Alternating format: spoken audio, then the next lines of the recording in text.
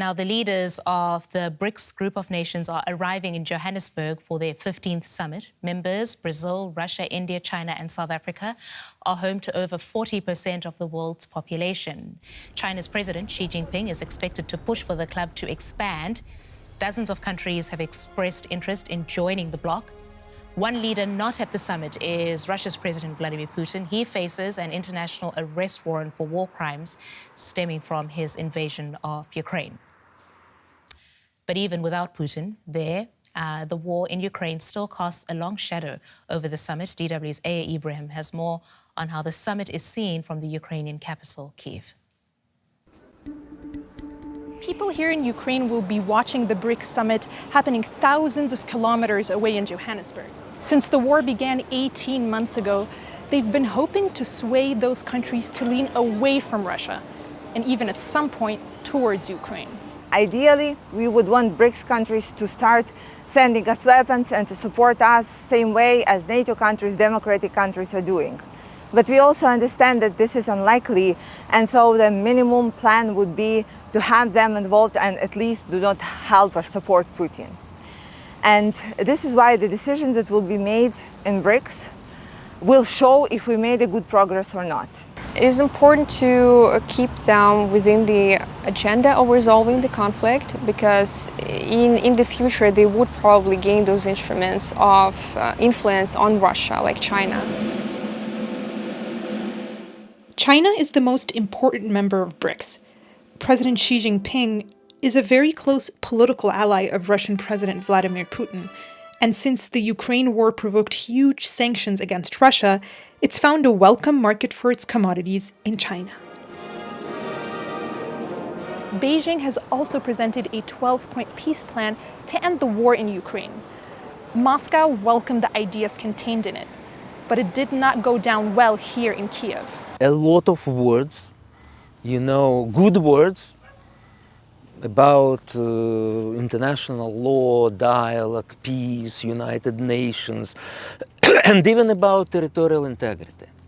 But there's no mention that Russian soldiers should leave Ukraine. They do not call it a war, they call it Ukrainian crisis, which is Russian narrative, Ukrainian crisis. So they blame the West for this war. China has its own motivation. China wants to prove its status of one of the global leaders. China is trying to prove its status of the voice of the so-called Global South.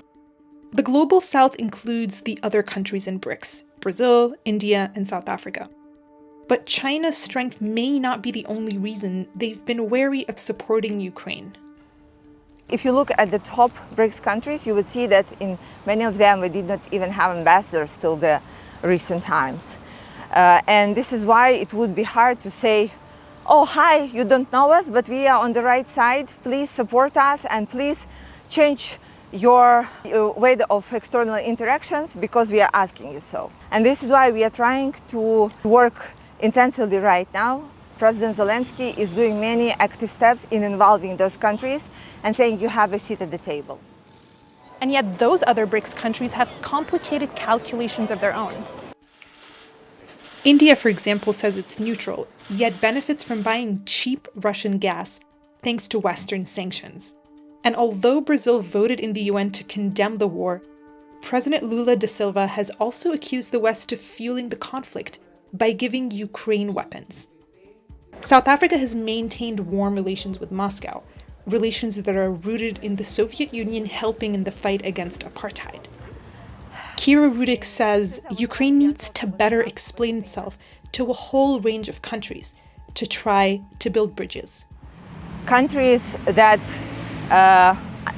announcing themselves to be anti-colonial and countries that are announcing to be anti-Western, it's hard for us to work with them because they see us also as a pro-Western country. We really need to be able to show our point of view and explain how the war in Ukraine actually influences these countries in terms of the food security, in terms of the global economic security, and in terms of the building of the world security system that would not be the rule of power, but the rule of law. Our way would be to explain for those African countries how their own well-being depends on the fact that Ukraine is living in peace. I had a huge meeting with leaders of African parties from different African countries. And I said, please raise a hand if you are from a country that historically had a neighbor that always wanted to destroy you. And I had a room full of hands. So the war in Ukraine is also a fight against a precedent that in 21st century one country can attack another, commit all kinds of war crimes, tortures, and then get away with that. And I do not believe there is any other country in the world that wants that. On the global stage, BRICS countries try to present themselves as a counterbalancing option to the West, but it's not a united bloc. Because they still do not have a strategy. It's just a forum where they discuss how they want to make this world better for themselves, for the global south, but they have huge difference in their views. Experts here say the member states need to maintain reasonable relationships with the West. That's why they're unlikely to give Russia full support in its war on Ukraine.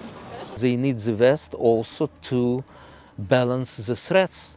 In case of India, this is China. In case of African countries, this is fundamentalism, which is moving as far as Mozambique, on the border with South Africa. There is a threat of Islamic fundamentalism. BRICS will not be a bloc. This is a platform where you can discuss, where you can criticize the United States and hopefully Russia. Definitely, if they at some point declare that, oh, we are supporting Russia in this war against Ukraine, we would not like it. But they will not do that. Discussions in Johannesburg will inevitably touch on the war that's been raging here in Ukraine. The BRICS perspective on how and why that matters to them will be worth understanding for those who want to influence the member states. And joining me now from Johannesburg is Sanusha Naid. She's a senior research associate at the Institute for Global Dialogue and is also attending the BRICS Summit. Sanusha, welcome to DW. Could you walk us through the history of the BRICS alliance, just to start with, and tell us a little bit how it's changed in recent years? Good day to you and good day to the viewers. The BRICS in itself, came together in 2009, where it was Brazil, Russia, India, and China. And one of the key things that brought them together was really the question of the global economic governance reform. At the time when they formalized in 2009, in 2010, they formed what you call the Interbank Cooperation Mechanism.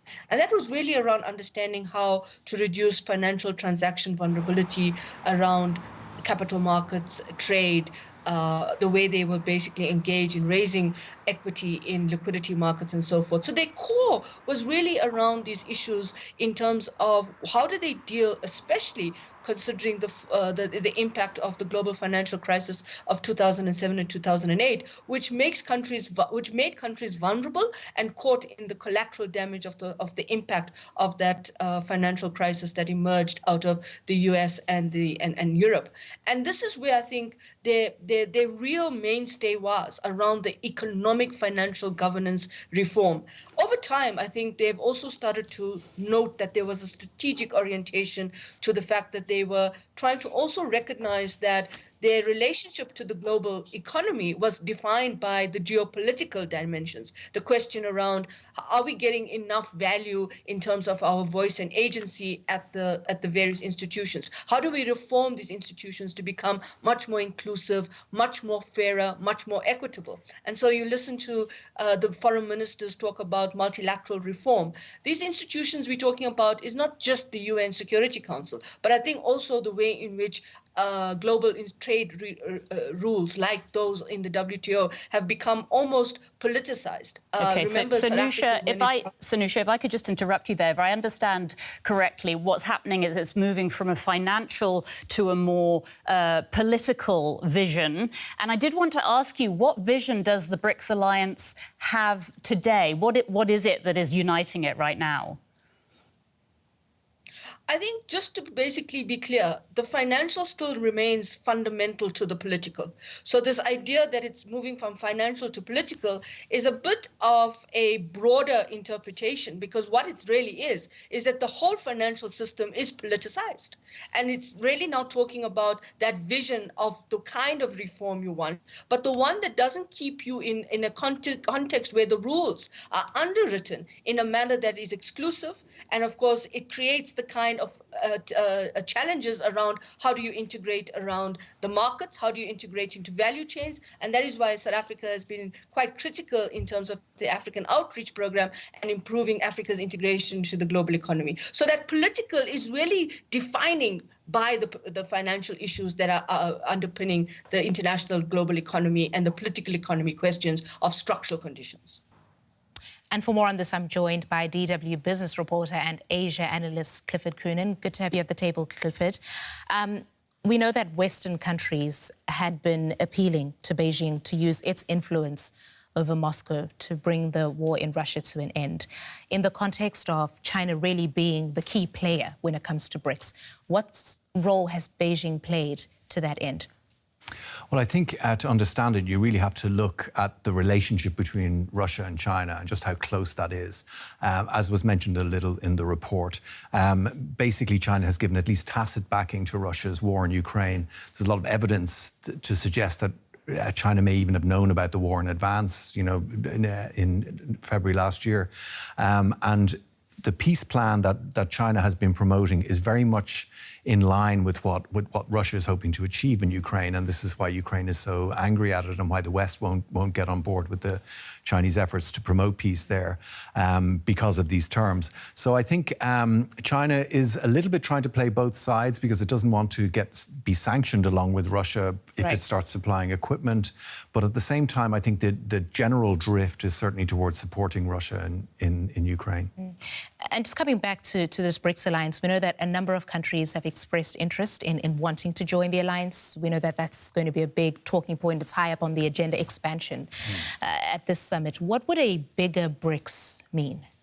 Well, I think given the basis of BRICS is it exists in opposition to something in a way. It's against Western hegemony, which isn't necessarily a great starting point. It did start life as a kind of an investment model invented by a Goldman Sachs analyst, and then it became a geopolitical reality.